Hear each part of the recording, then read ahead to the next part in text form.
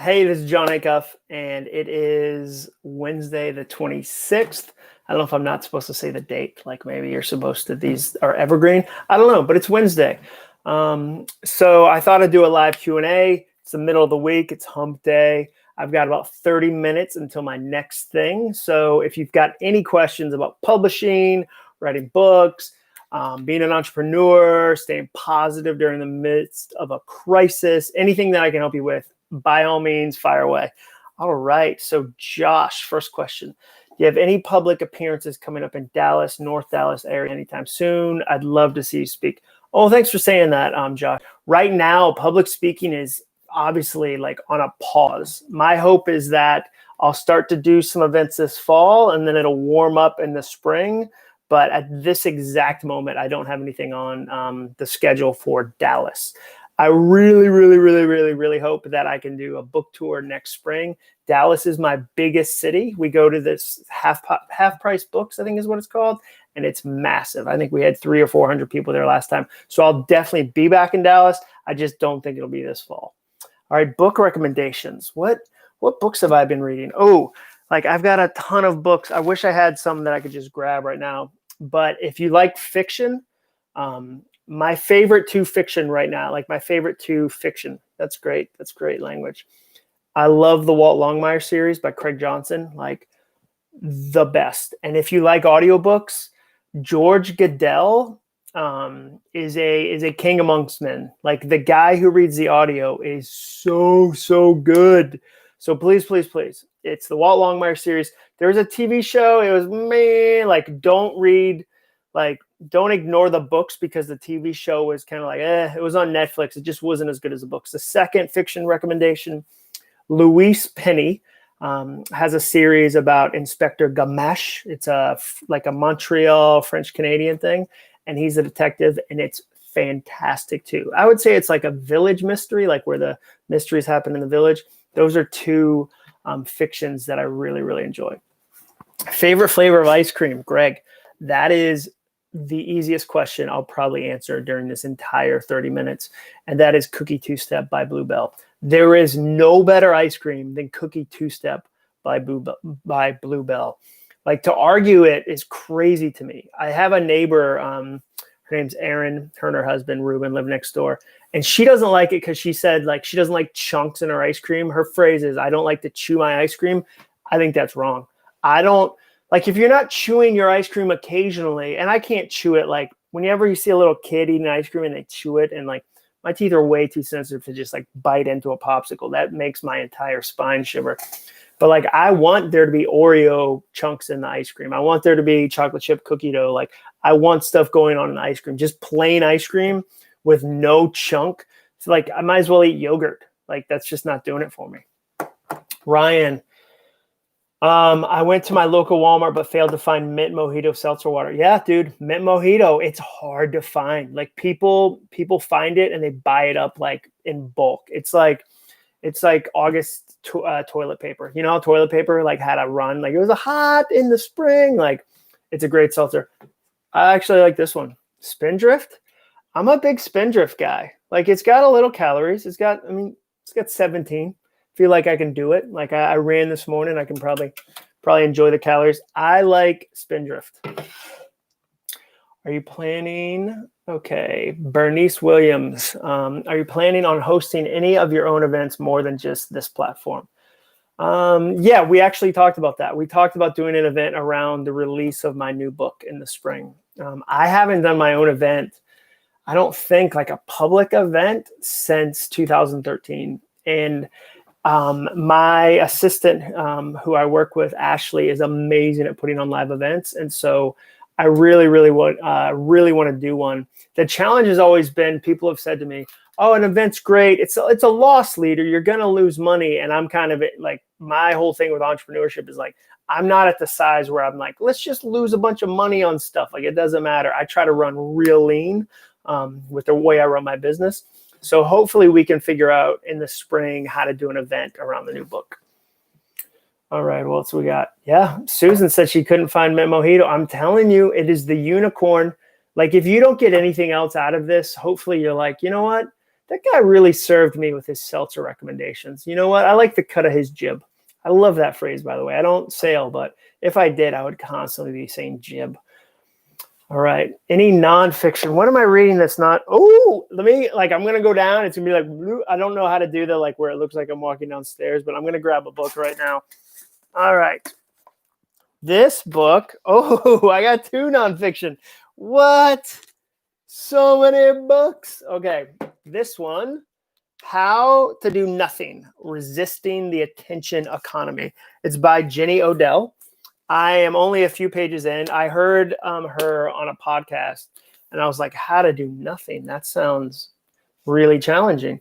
And resisting the attention economy. I'm in this one, The Lazy Genius by Kendra.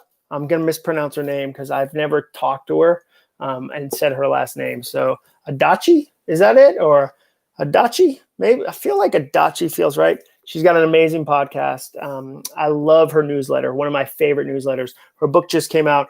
Dude, it's endorsed by Jenna Fisher, or you might know her as Pam from The Office. Like, dude, how baller is it when you get a Pam from The Office endorsement? I'm in the middle of trying to put together my endorsement list for my next book. It's an intimidating process because you kind of are anticipating some no's and they make you feel very sad, but you have to ask people, like, you got to try. But yeah, those are 2. I'm just barely in them. So like, if this book at the end, if she's like, and another good thing to do is worship the devil. I don't know if she says that. I haven't gotten to the end of it. Don't hold me to that. I'm just telling you the idea, the podcast I heard her talk about, the first chapter. All right, let's go. Let's see what we're doing.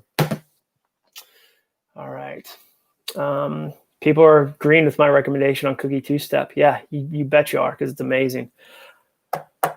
Jordan Hawkins, how do you decide whether to write in your journal? What? This one right here? Or your computer? Journal, I'm more focused, but I'm faster on my computer. I kind of graduate the idea. I might start the idea in my journal because I like to sketch. Like, I like to sketch an idea. I like to draw it out. Like, okay, here you go.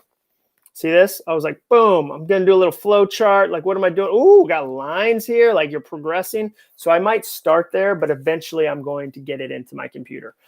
So I tend to start journaling and then I graduate it. That's how I think about it. You're going to graduation. Graduation is from the notebook, and now you're all grown up. You're going into the computer where I can be faster. I'm with you. Since you're not speaking, what has been your best revenue driver during COVID? Josh Miles. You probably saw my video on how much money I made via YouTube. So YouTube has not been a significant driver.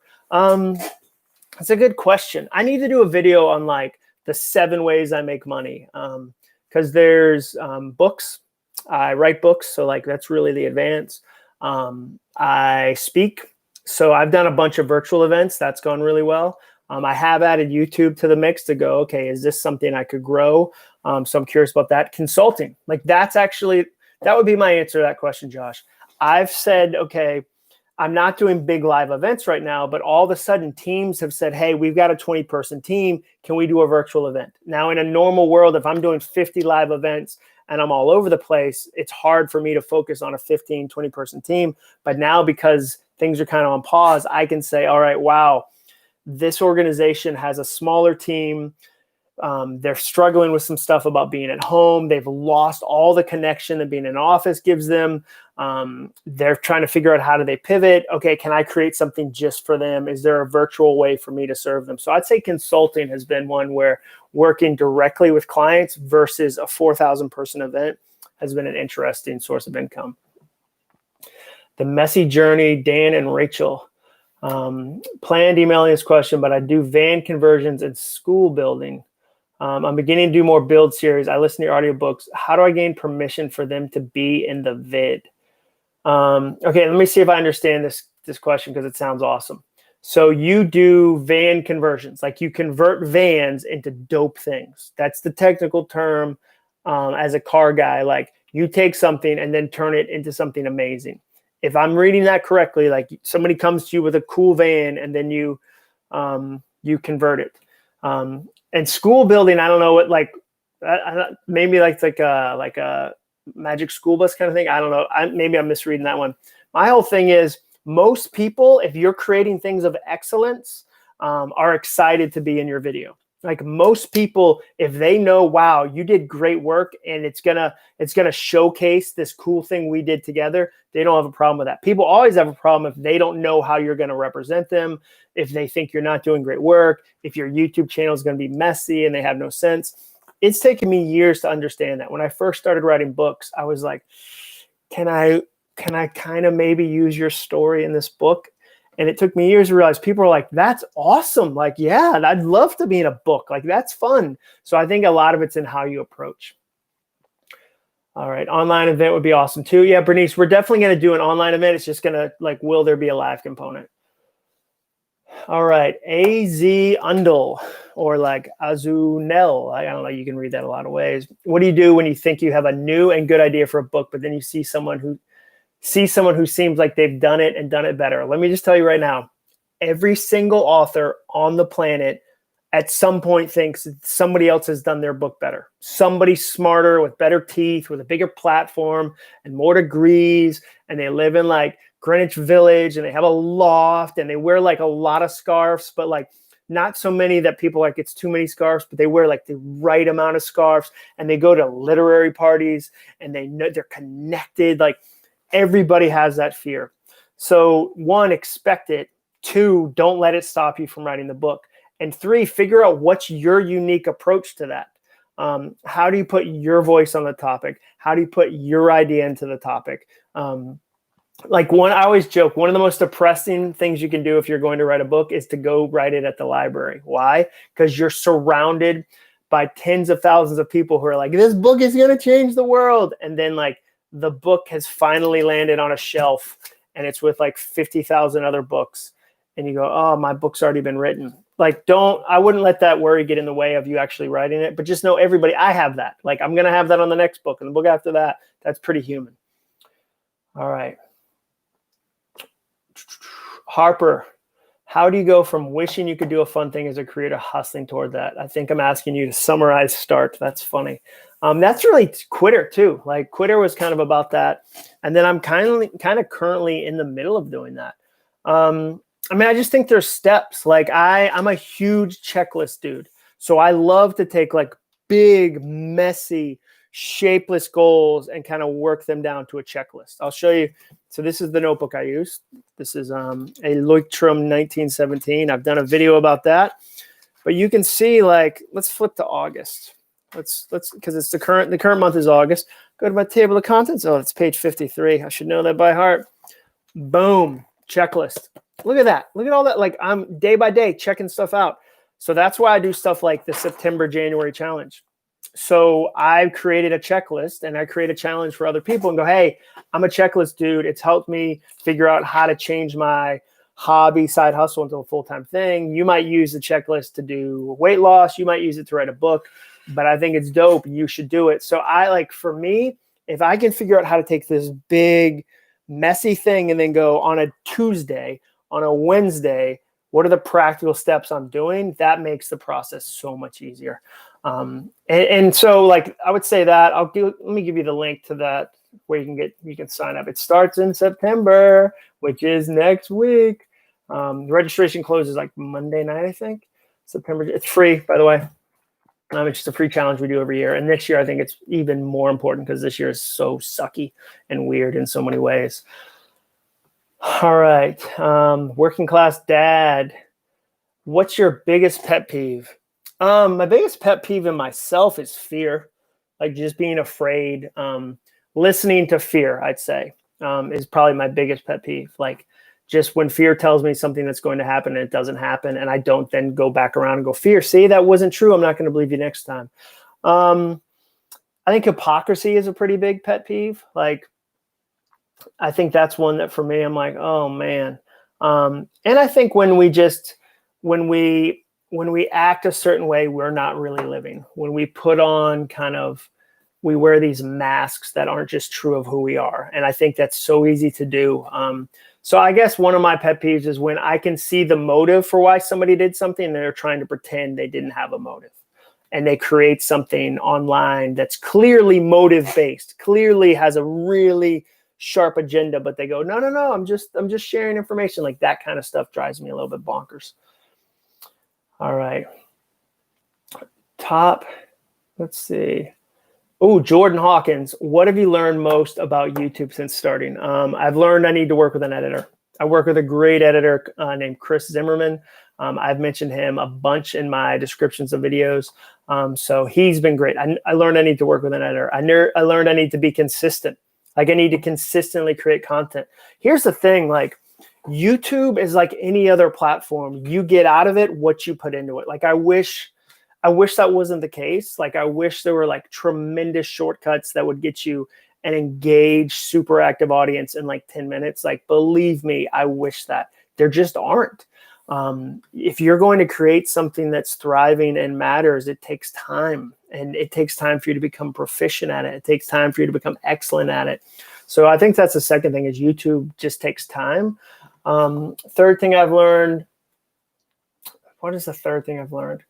Well, I guess I'm trying to learn, how to create content that's compelling but authentic to me. That's a temptation. I can't speak for every YouTuber, obviously, but see, it's kind of like anything else. Say you create a video, and it's like, I think my most popular video is about like bad Zoom habits, and it did really well for my platform. Like it didn't go viral, but it did well for my platform. It's really tempting to do a follow-up where you're like, 11 more Zoom habits, 42 Zoom habits. Isn't Zoom crazy? And to just kind of like wear out the goodness of that idea by always like just photocopying it. And so then if I do that, I'm not being authentic to my voice. I'm just creating stuff, chasing the eyeballs. But at the same time, I am trying to grow the platform. So it's not my diary. Like I'm not at home going like, dear journal, like.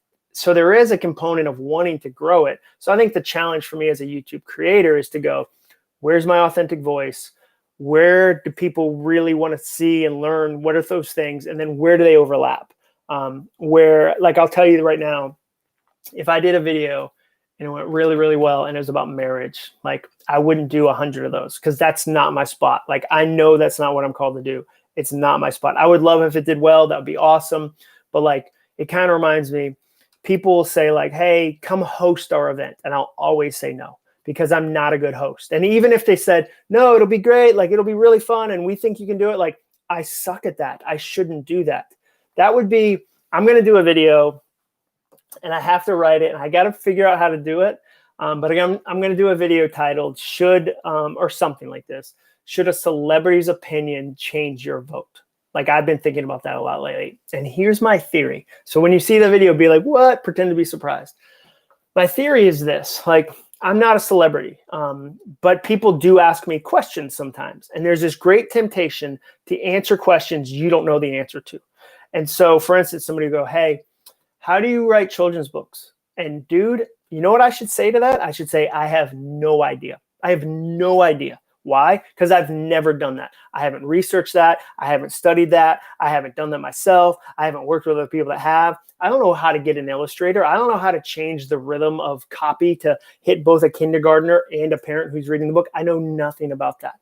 But there's this temptation when you're asked a question to answer the question. And I think what happens sometimes with celebrities is they put a mic in front of them and go, hey, tell us about the election. And you don't know if that person has ever read a single article, ever read a single book, ever voted, ever supported a campaign, ever done anything. But because they're a celebrity and they feel tempted to answer that question, they answer it. And then you go, that's a really good point. You don't know. Like we should do a much better job questioning the voices we listen to and deciding for ourselves, like go research it, go learn it. That's kind of back to my pet peeve is when we don't take the time to learn what really matters and what really matters to us. And we just kind of go along with the crowd.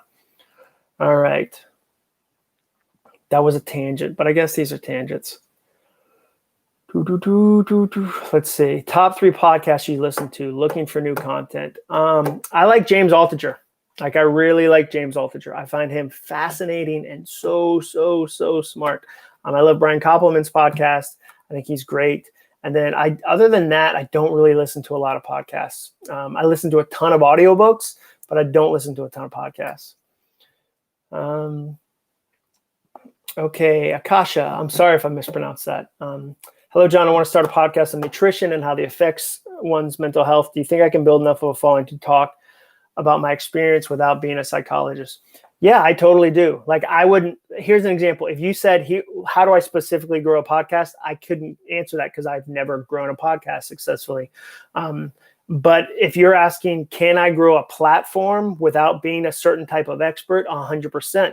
Just don't try to pretend you are a psychologist. Like share your own experiences, share your world, share your opinion, share your view, and share that honestly and share that with authenticity. You don't have to be a psychologist to share that. I think you can 100% share that without the degree, without the title. There are other people that are amazing at sharing that are psychiatrists or psychologists, and they should share a podcast too. You don't have to be that specific type of expert to share a podcast. Now, if you came on and said, thoughts from a doctor or thoughts from an expert, I think somebody might go, wait a second, but you haven't done that. That's not your degree. So in that situation like that, it's like play to your own strengths, play to what you're good at and play there honestly. All right. Which came first for you, speaking or writing? Tips for breaking into the speaking gig. So speaking came first. I wrote a ton of blog posts and a speaking event out in Oklahoma, Tulsa, Oklahoma. No, it wasn't Tulsa. It was Oklahoma City. Sorry. Said, hey, would you ever come speak about these ideas? So for me, sharing that started first. Tips for breaking into the speaking gig. Well, one thing I'd say is check out Grant Baldwin. Google Grant Baldwin. He's a friend of mine. He lives here in Nashville, and he teaches speakers. Like he's great at that. He's an expert at that. So I can give you a little bit of information, but that's his whole world, is helping folks break into the speaking industry. My big thing is people can't hire you to speak if they don't know you speak. So unless you're generating ideas that are publicly shared, unless you're finding ways to do events for free to get reps, unless you're out there, they can't know you even do that. So I think it's really, really important for you to start generating content, whether that's a book, whether that's a blog, whether that's YouTube videos. People can't hire you if they don't know you exist and they don't know you do this thing. Derek, how many push-ups can you do? Do you own any Bitcoin? That's a funny twofer right there. Push-ups in a row, I don't know, like 50 right now. There's a push-up challenge that I like to do that my dad challenges me on, but I haven't done it in a while. So I wouldn't say a ton right now, maybe 50, and I don't own any Bitcoin. I'm assuming the follow-up might be, do you want to own some Bitcoin? It feels like that's how Bitcoin works. The first question is like, do you have any? Do you want to have any? But maybe not. Bill started my business after reading Quitter. Awesome. So encouraging here. Corey Club. That's a great name. Corey Club. Like, that's just nice. I'm moving to Nashville in March 2021. Awesome. I'd start calling it March Madness just to get a vibe going. I need to know the best place to get queso. It's Texas. That's the best place. For my opinion, it's Torchy's. But Nashville queso, you don't move to Nashville for the queso. The queso here is, like, I'm going to be honest with you. Tell us something about your upcoming book about overthinking. Yeah, so the title is Soundtracks, and I got the most encouraging DM from a mom already who said, hey, my daughter was feeling really stressed about something, and I started to talk to her about what would it look like to change the soundtrack. And I love that I'm already getting feedback about people going, how do I change my soundtrack? I've got this soundtrack going on. What does it look like to change it? And so I honestly feel like it's going to be my most successful book, because I think the need for all of us to change the soundtracks we're listening to and create new ones is really, really, really big. And I've used it in my own life. That's always a good sign for me, is when I've used something and then I can encourage other people and go, hey, here's what we learned in the research project. Here's what we learned in the years writing it. And I mean the team, me, my research partner, Mike Peasley, all the people that go through kind of what I teach before I put it in a book. That's been a huge game changer for me. Having folks like you test out the ideas so that I can go, ooh, this one did not work like I thought it did. There's some things that I think are awesome in this office, but in the real world, they just fall apart. So I'd much rather take all these ideas. Here's my ideas. Have you guys kind of break them, pull them apart, figure them out. And then at the end, I get to create a book that's like, dude, like, what? That's what I'm excited about. All right. Not a question. Hopefully just a huge compliment coming. Just to thank you. I first heard you speak 4 years ago and immediately bought your book Do Over. My husband read it and helped encourage him join the Army, his dream at the age of 32. Wow. Congrats, Elizabeth. That's awesome. And thank him for his service. What a big adventure at 32. I love when people do stuff at ages they don't expect. Like our culture teaches you like, you can only chase a dream if you're like 19 or 22. Like, nope, that's nonsense. I wrote my first book at 34. So that, like most people have this idea of like, oh, at 22, this is what I'm going to do. I didn't start my business until I was what am I now? I'll be 45, like 38. Started business 38. The ones they always use are like Colonel Sanders didn't fry chicken until he was like 900. I don't know about that. He worked in the fast food industry his entire life. So that's a weird one to be like, he didn't fry chicken until he was 68. He did a lot of stuff to prepare for along the way. But you're never too old to try something new, unless it's joining the NFL. Like I couldn't, regardless of the age, that's not going to work out for me. All right. David Jones. Any idea of your breakdown of time spent percentage-wise? 1, maintaining audience, providing new content, social media. 2, writing new books. 3, speaking. 4, other. That's a good question. I have like, if you can see, I'm going to grab it. Boop, boop, boop. I have a huge calendar. Like this is ground zero for me as far as like what I spend my time on. I've used it for years and years. Look, you can see, already see, I got finished 2021. That's the next year. So I really plan things out on that. I'll give you the link to that because that's always good. How do you hustle? You give out links. FinishCalendar.com. I would say it's seasonal. Like it's not, when I'm in a book writing season, it's 80% writing. Everything else gets a fragment. Right now, I'm in a book marketing season. So I'm getting ready, like pulling the slingshot back to get ready to launch soundtracks in the spring. And fall is usually a speaking season. Like it's not right now because I'm not traveling, but I'm doing a ton of virtual events. And so I'd say it's seasonal. I break my time up seasonal. I'd love to tell you like 62%, 48%, but it's really not like that. What I try to do is I try to write in the morning and do that first thing and then kind of break everything off of that. Tim Woods.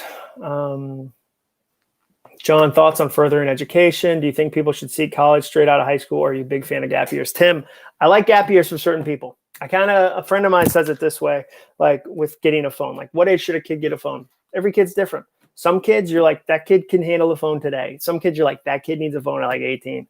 Same with gap years. I think something like college is a great next step for some high school seniors. Awesome. Some kids, you're like, dude, let's take a gap year and figure it out. And the gap year, by the way, isn't they go like join a drum circle and learn how to knit and just kind of chase the wind with their heart.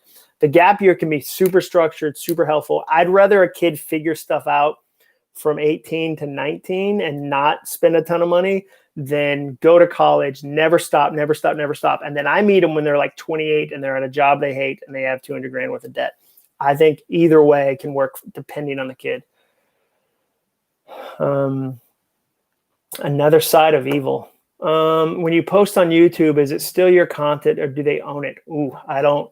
Somebody smarter should totally, like, I don't know the answer to that one. That's a good question though. I should probably have known that one.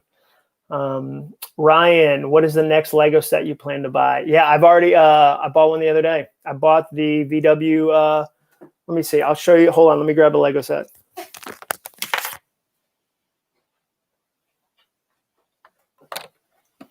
So the other day I got the VW Beetle Bug. Like at least I ordered it, and it's gonna go on a shelf with this one. Here's the bus. Like look at that. Did you see the ring light?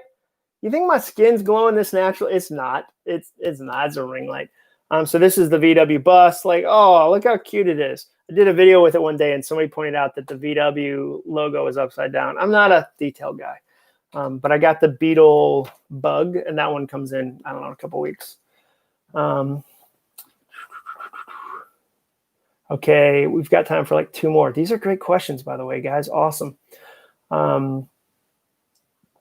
I bet you would take the Bitcoin if they gave it to you. Yeah, but I wouldn't even know how to take it. Where am I putting it? I guess I'd take it in my phone. It would just show up and I'd be like, I'm a Bitcoin millionaire. Somebody said, okay, Yoshi, I get stuck thinking, why would anyone want to listen to me? Do I feel that way? How do you overcome it? I overcome it by putting in the work. Like I put it, again, I talk about like I do checklists. So like, let's say that somebody says, we want you to come talk about blank. If I fill out my checklist and I put 20 hours of work behind it, I know I've put in work. I know I've put in years of expertise in the past. So if somebody said to me, we want you to speak about, owning a cat. I've never owned a cat. Like I could maybe get up and tap dance my way through a speech, but it'd be really hollow because I don't have experience. But if somebody says to me, we want to have you talk to our team about finishing their goals? I spent years working on a book about finishing their goals. I've worked with people all over the world about their goals. I can speak with authority on that. But just know everybody has some degree of like, why would anyone want to listen to me? Like everybody has that sense of inadequacy sometimes that's not just related to you. Muhammad M, who are you? Man, is that not the question? Who am I? Will I do a live group for September, January challenge? I don't know. Do you mean live like we talk on YouTube about it? Or do you mean like Facebook? Because we have a Facebook group that's awesome. Richard, love the talk you gave at my manager's leadership conference for Signet last fall. I'm no longer with the company. I'm working on becoming a full-time author and content creator. Well, congrats, Richard. I love Signet. I've done stuff with them this year. Bill Luth and that gang are fantastic. So it's fun to hear that you had a good time there. And congrats to the wild, wild world of content creating. Richard, should I self-publish or go a traditional route? Here's what I say, my quick and dirty answer. I always try traditional first because then you can go to self after. Like try traditional, give it a go. Why not? You can always self-publish. You could self-publish tomorrow, but check the box, do the work of traditional, try it out, try to get an agent, try to get a publishing deal, try all that. And then if it doesn't work, you can go, boom, I'm self-publishing. Corey Club, yep. Derek McLeod Band, will you write the foreword to my book? I won't. I will not. I hope the rest of these questions are that easy. I don't write forewords because here's why. On Amazon, they list you as the co-author of that book. So then for the rest of my life, when people look up John Acuff books, they're going to go find a Derek McLeod book and go, wait, did John co-write this? So I don't write forewords, but thanks for asking. The Chris Light, awesome. Or Chris Little, sorry. Appreciate your candor and humor. Guys, all right, I got to go take my youngest daughter to lacrosse practice. It's 5 o'clock here in Nashville. She plays lacrosse, which is awesome. I'm a band and lacrosse dad. Those are the two things like I have buttons for. So she's got to go practice. Thank you for watching this. Join. I know I called you Chris Light. It looked like Chris Light. I'm getting older. Look how gray my hair is, dude. Like it's just gray. It's Chris Little. Maybe you've been called Chris Light your whole life, and I just really hit a sensitive spot. But all right, thanks for watching this. Don't miss the September, January challenge. I'll give you that one more time. September, January. Boy, I didn't spell January right. You would think. September, January. Boom. Closes Monday at like midnight. See you guys.